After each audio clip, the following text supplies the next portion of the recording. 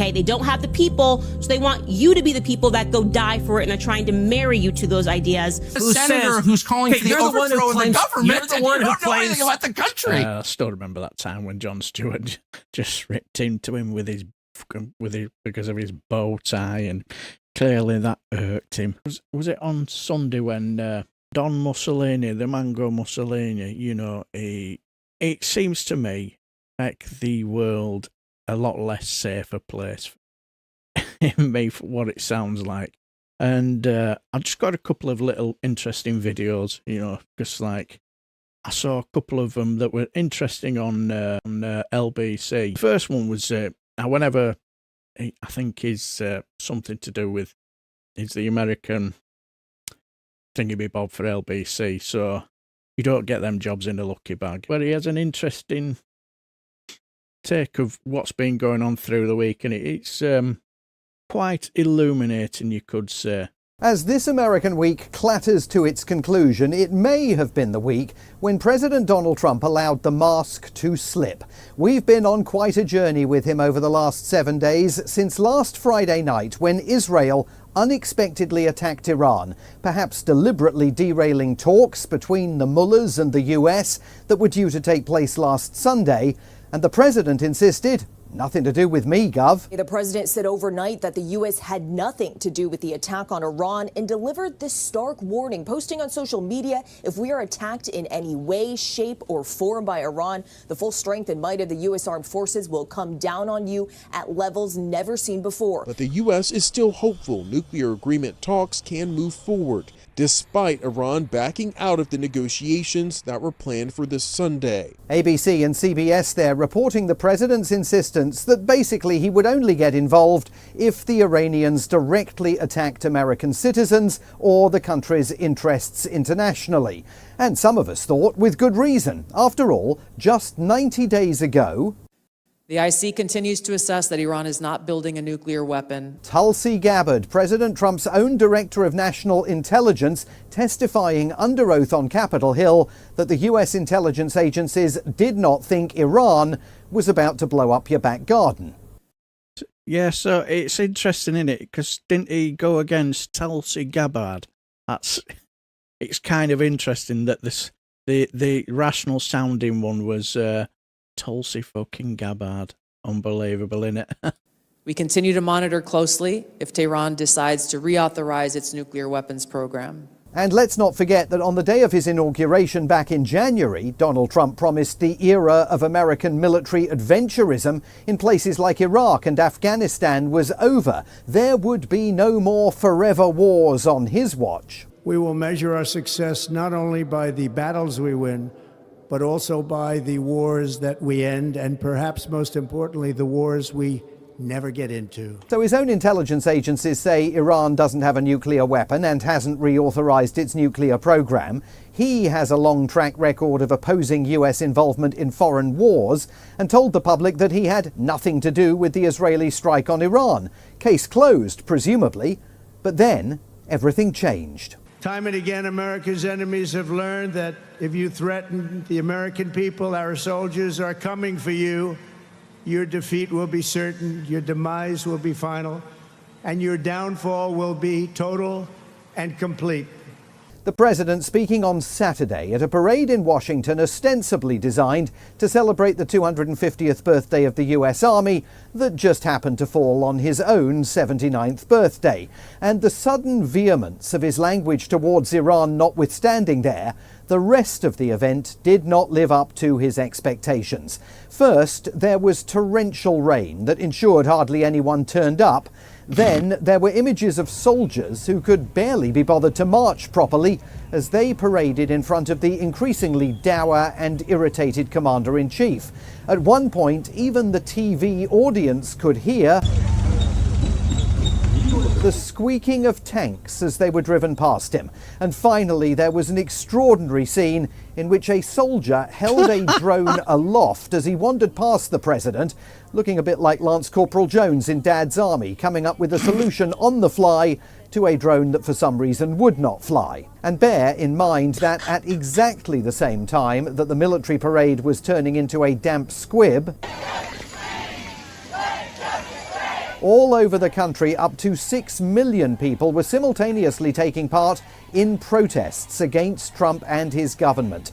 The No Kings movement mobilized more opponents of Trump on a single day than we have yet seen since his second term began. Among those marching in New York City, the actor Mark Ruffalo, who spoke to MSNBC. Why are people out here getting soaked in the rain to send a message? Because we see our democracy is in real trouble. We see a president who has made himself a king and dictator, and we don't see an opposition that's powerful enough to stand up against the trampling of our rights and the trampling of the Constitution that's happening every single day. But he's got a point. All you ever heard from who was that? I've forgotten the name of the guy with the lid. You know, he's got his glasses down to the end of his nose. We will win. We will win. We will win. Absolutely stirring, inspiring stuff, isn't it? About it is not just an indictment of the president, it is a savaging of the Democratic Party as well for simply failing to meet the national moment. But it was the Republicans this week who tore themselves apart in public. By the time Donald Trump flounced out of the G7 summit in Canada, leaving early, grudgingly signing a declaration calling for de-escalation in Iran, and of course leaving the Prime Minister to pick up the papers that the President dropped when the two men hailed yet another somewhat questionable trade deal. Back at the White House... You don't know. I may do it. I may not do it. I mean, nobody knows what I'm going to do. I can tell you this, that... He doesn't know what he's going to do. He has no idea. He's just basically just trying to get through 24 hours into. There's no strategy. There's no plan. That's all he's saying. That's all he ever says. And when he's in trouble, oh, you'll find out in 2 weeks. 2 weeks' time. The US leader was stoking the notion that he might join Israel's attack and drop bunker-busting bombs, the most powerful non-nuclear weapons in America's arsenal, on Iran's deeply buried nuclear facilities. And that drove some of his far-right supporters nuts. This is stupid. We don't need to be involved in Bibi Netanyahu's Middle East BS and expansion policies. Okay, they don't have the people, so they want you to be the people that go die for it and are trying to marry you to those ideas. Far-right influencer Candace Owen this week accused President Trump of betrayal. Obviously, no person should send their kids to die in the Middle East because this has been our policy, our flatline policy for the last decades, and nothing good has come of it. And the most brutal indication of the conflict between those Trump Republicans who believe that the United States does have a vital security interest in Iran and those America First figures who do not came in a podcast hosted by former Fox News presenter Tucker Carlson. His guest was Republican Senator Ted Cruz of Texas, who favors a military strike, and the encounter itself turned into a bloodbath. This is hilarious, isn't it? I don't know how much any of you watched it. I can't remember who went through it, and he was in hysterics, laughing at the way he was tied up in knots and made it look like an utter munter, didn't he? Here is just one part of it at length. How many people live in Iran, by the way? I don't know the population. At all? No, I don't know the population. You don't know the population of the country you seek to topple? How many people live in Iran? 92 million. Okay. Yeah, How could you not know that? I don't sit around memorizing population tables. Well, it's kind of relevant because you're calling for the overthrow of the government. Why is it relevant whether it's 90 million or 80 million or 100 million? Why is that relevant? Because if you don't know anything about the country... I didn't say I don't know anything about Okay, what's the ethnic mix of Iran? They are Persians and predominantly Shia. Okay, it's not even... You don't know anything about Iran. So okay, I am not the Tucker Carlson expert on Iran. You're a senator who's calling for the overthrow of the government. You're the one who don't know anything about the country. No. Now, the thing about that is Tucker Carlson was using Ted Cruz there as a surrogate for Donald Trump. Every single person watching that knows that the American president would be even less able to answer basic questions about Iran than Senator Cruz. At the White House, Trump tried to tough it out. It seems like this issue on whether or not the United States should strike is kind of dividing a lot of your supporters. No, my supporters are for me. My supporters are America First. They make America great again.